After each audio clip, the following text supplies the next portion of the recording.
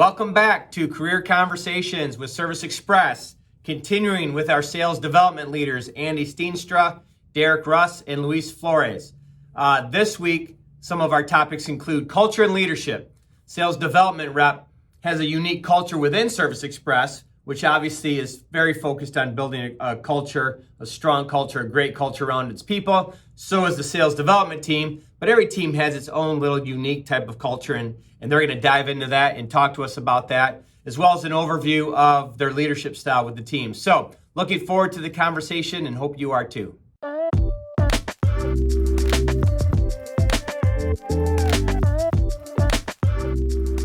You know, we have a great culture at Service Express. We worked hard on it. Every department, I think, has their own culture within our culture a little bit. And sales development's an area that we've worked hard on that, right, to create that type of culture. So just talk to me a little bit about the culture within our culture, you know, around the sales development team. And what's that like? Yeah, I think a great way to explain this is kind of going back to we've kind of set it up because we have the Service Express, you know, core values. Who's a Service Express person, you know, in regards to who we are expected to be and how we're expected to work. We've kind of drilled that down into a core purpose on sales development. We bring it back to two things. And our two core purposes on our team is to grow people and to grow pipeline. So we try to make things really simple for our team members to understand, for candidates to understand. If you come on our team, this is who we expect you to be, and this is what we expect you to drive. And that's not just growing yourself; that's helping and taking responsibility to grow those around you and have an impact on those folks. One of the biggest, I think, potential pitfalls we've seen, and that I know I've experienced in my career as well, is always wanting the next step without really focusing on, well, how can I be best prepared for the next step? And that grow people part is such a pivotal point of who's a great fit for the sales development culture. It's easy in any role, in a selling role, to say, oh, I just want that next step, right? Whether that's leadership or whether that's a closing role, whether it's a customer success role, I just want that next step. And what we try to focus on our team that I really think defines our culture is how do we grow where we're planted? We kind of have a beacon, we grow where your feet are at, right? How do we get really good at being sales development reps? And once we've conquered and accomplished that, how do we get really good at helping other people get really good at that? And how do we just continue to increase our impact, overall impact on the people around us and the team itself? And I can tell you, as we've really invested in that culture, I would argue really coached to that culture. We've seen people really get outside of their comfort zone and become really masters at things from a selling perspective that I don't think they walked into really believing that they had that ability. And that's honestly a testament to the people that we hire. People that are willing to step into that place of vulnerability and saying, hey, I am struggling, or this is hard, and that culture that kind of permeates that out amongst all of us, including us as leaders.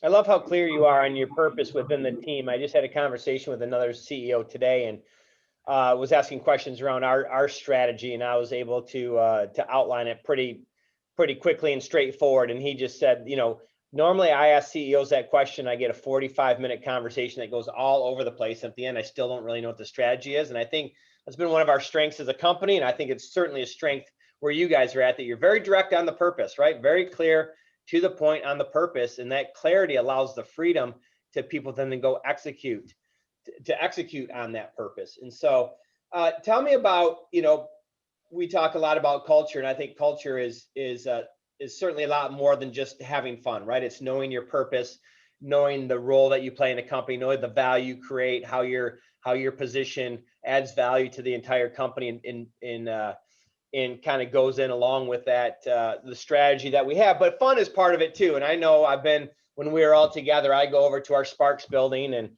you know, I see everybody having fun. The hacky sack games, I swear they wait for me to come in before they gather, and I joined one or two, but I think I'm a little bit past my time on that. But the contests that you have on the TV screens, the measuring, that, you know, the 80s soundtrack, sometimes you guys have a lot of fun. There's a lot of energy over there, and just how does that blend in together with the job? Because I will say that, you know, I was saying that if all you're doing is having fun and not getting results, you're just goofing around. And you and your teams are far from goofing around. The reason I can joke about coming in there, enjoying the game, and do all that, because I see the tremendous results that you're getting. So how does that culture and that fun blend in with the results? So how do you create that balance?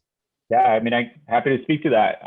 Yeah, I mean, you hit it on the head. I mean, we just having fun without results, without getting results is really just goofing around. We literally just use those quotes and those statements to keep like reminding ourselves and the team of like why we're here, right? And it comes back to that purpose that Derek talked about of growing people and growing pipeline.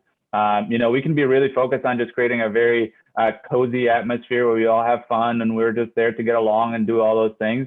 But if we're doing it at the expense of hitting our results and what's in our ownership or what we're responsible for, then we're really missing the mark there. So it really comes down to the team.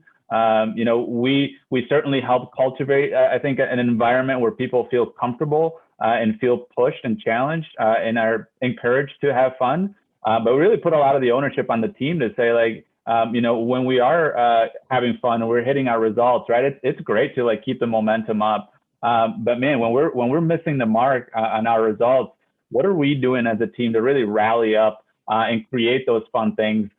Sure, we do a lot of fun things. COVID has put a little interesting turn on things, but we like to make our results public. That's why we have TVs and things that help us see just like where am I at, where are my peers at, because we really have noticed and can really rely on the fact that helps our team build momentum, right? And it's less of like hey, this person reached a result, right? Like let's shove it in your face type thing. It's like, no, this person hit a result, right? So like, okay, well, what am I doing to contribute to the team today, right? And kind of help build that momentum, because when we're all firing on all cylinders, it's impressive to watch this team just continuing to carry that wave and just keep building and not being satisfied with what we're accomplishing. So it's it comes down to the team. We give them a ton of credit for doing that. Well, and I love when I'm over there and I'll hear the meeting set and the cheers that go up, or the bell rings, or somebody sets their first meeting, and all the team is always there, so supportive. And I think that's so important for a job like that is all prospecting, right? Which I think that sort of grind of doing prospecting all day to mix in that fun, camaraderie, teamwork, development, right? I think is really important. And then measuring those results, and Derek said it around the promotions. That's what helps get you promoted to the next level. But you've got to grow where you're planning. You've got to get those results where you're at. You can't get you can't get out in front of yourself and want to get promoted before you've demonstrated you can get those results. Another fun fact story, you guys remind me. I remember, this is like the team, Derek, you'll remember this. You guys always put up these kind of micro contests, daily or weekly contests, and a lot of goals around weekly activity. And that time when I came back there, when you had the portable basketball hoop set up, and it was a Friday afternoon, and I grabbed the ball and I said, all right, if I make this shot, everyone gets to go home today. Derek's like, wait, no, we've got a contest going on. We're not there yet. They can't go home. I was like, give me the ball. And luckily I missed. It was a long shot, just so everybody knows. But then I loved it. The SDR teams like grabbed it, threw it back. Typical salespeople. Ron, do it again. We get another one. All right. I get another one. I shot 3 or 4 times. I could see Derek over there just hoping I'd miss every shot because they had their goal for the week. I think you ended up hitting anyway, so they ended up getting to go home maybe a little bit later than if I'd have made the shot. But yeah, the problem was that became like a weekly thing where you'd kind of meander on by and want to shoot a shot, and they'd all get excited or call you over from the next room to get you to shoot a shot. So I remember that vividly, trying to discourage that a little bit. So yeah, they would call me over if they saw me walking by on a Friday afternoon. Rod, come here, and they'd have the ball ready to go and have rebounders set up. And yeah. Now those team competitions that you're talking about, Ron, those things, like, and I'll give these guys and the other managers a lot of credit for this, because Luis is absolutely right. Like, we get a ton from the team building this, but also these managers are so good at what they do in making sure that like some of these sales dev groups are like burn and churn, and it's like get someone in and it's pitting people against people, and like you got to be the very best, and like that's not the tone we like to strike. Like, we're a team. We have this end goal that we want to have, and we have these fun competitions, and they do such a good job of making sure that everyone feels like they're in it together towards something. So even a lot of our competitions are like team competitions where there's like groups of 10 or 20 people competing against the other 10 and 20. And We always have team goals as a group, as an entire group. And that just makes people feel like they belong and they're contributing and they're valuable and they're moving the group forward. And that creates a much more fun, competitive, like when you can compete on a team versus compete alone, it's a lot more fun. And I think that goes into what happens on sales dev a lot.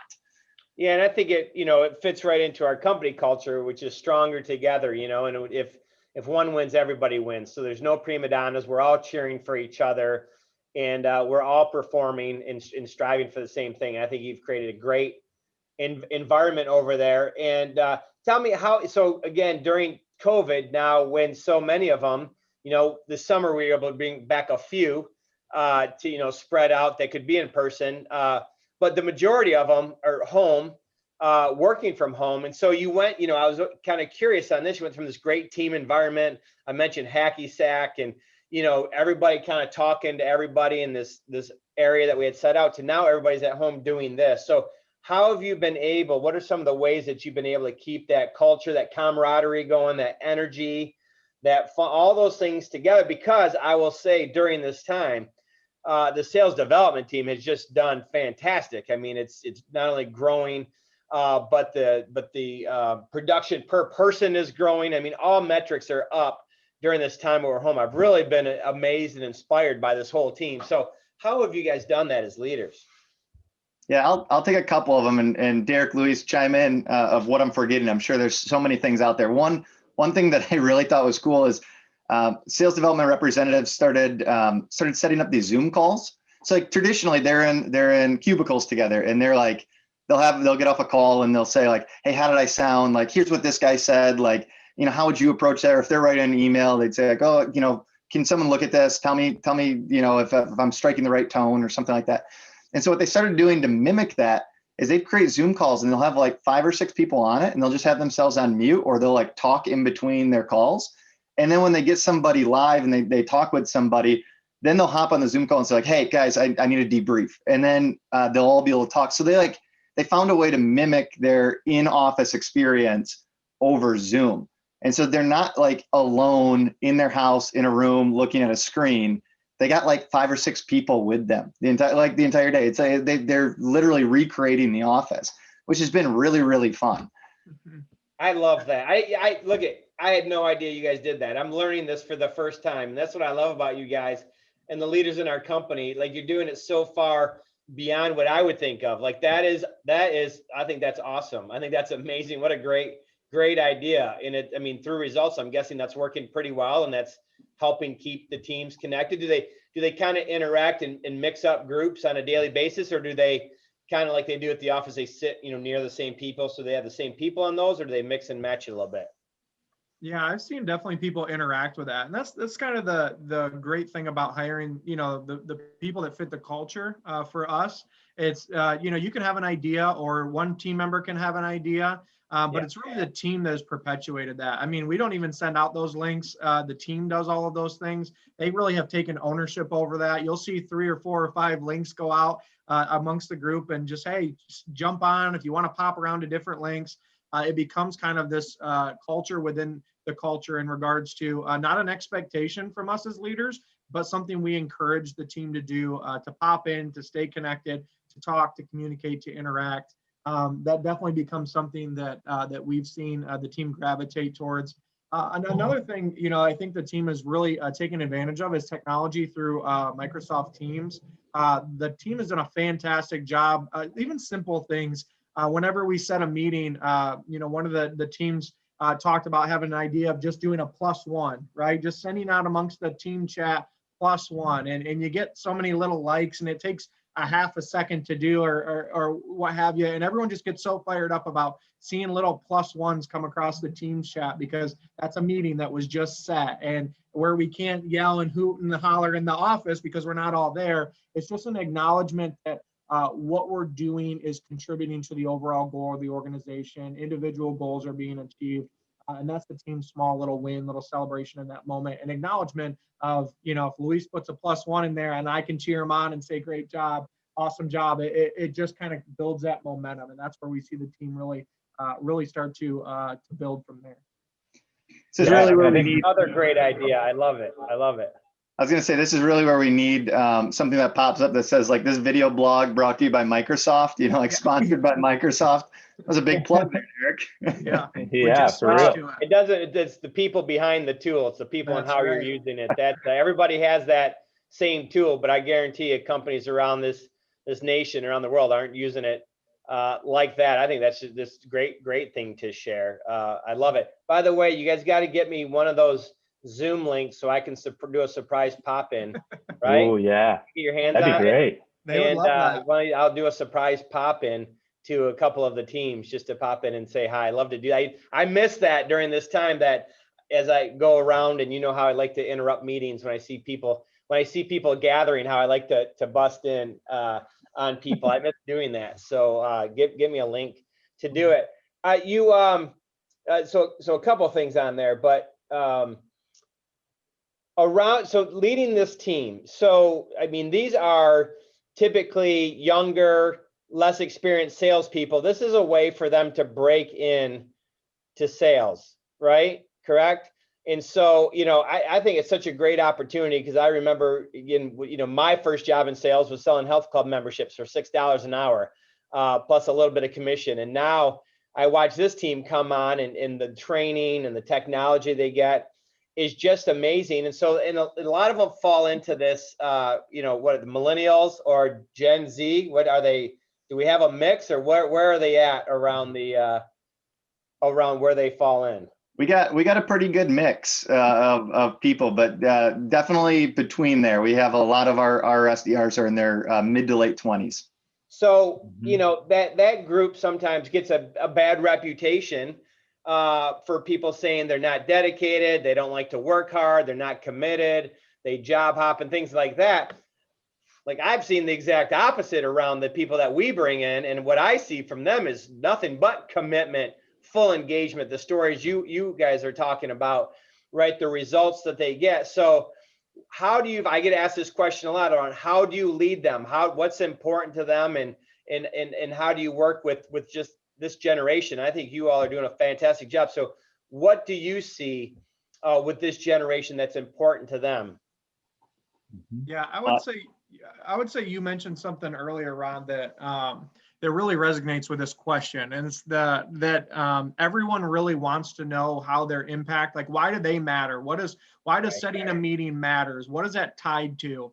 And one of the things that Service Express that's been a great foundation for us as a leadership team is our core value, which is to help our people achieve their personal, professional, financial goals. You go ask any SDR what our core value is, every single one of them will know what that is, because they understand the connection. And we speak very honestly about this, and it's not fluff for us, because we feel so strongly about it as a leadership team. Honestly, I would say this is probably one of our strongest convictions as leaders, is that every meeting we set, every MOI that's identified, every opportunity that's identified at Service Express can create that next opportunity for sales dev reps, for sales folks, for the next leader in the company.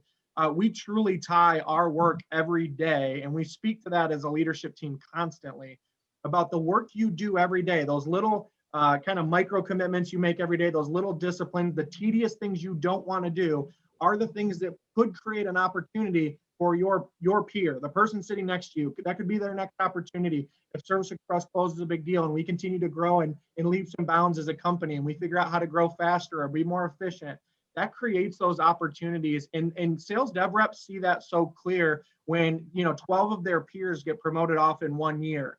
If we don't grow as an organization, our team knows that those opportunities don't come up as much. And so they tie themselves to creating opportunities that tie right back into their peers and their own vision goals, the things that we talk about that are important to them, where they want to grow and how they want to develop. And I can tell you, for the folks that get it and that tie themselves into that, if you talk about a certain generation of folks, that what do they want? They want to be part of something bigger than themselves. They're not just looking for a paycheck, although that is important. What they want is to be a part of a culture and a company that cares about the people around them and is about growing and getting better.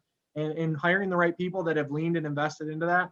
My goodness, as a leadership team, we have countless stories and examples of people that have just transformed because they made the choice, the conscious effort to invest in that belief that if they work hard, it'll create opportunities for themselves and the people around them.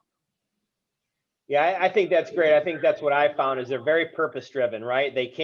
You cannot lead the team like that and say, just go do this work, shut up and do it. And they're just going to grind away at the work. They want to know why and understand the why and the commitment. And I think, and I hesitate to even, talk about generations around millennials or Gen Z, because what I have found is ultimately whatever generation, everybody does better when they understand the purpose, when they're engaged in a clear destination, want to be part of something bigger than themselves. Derek, as you mentioned, and we talk about a lot here, I mean, that's just a great way to lead for any generation, I think. And nobody should just settle for, shut up in the corner and do the work that I told you to do. And I think companies that operate that way, they're already falling behind. And I think that's just going to continue to magnify itself. I think it is during COVID right now and going forward. So I think that's great advice for anybody listening here, not only for this generation, but for any generation to work with them.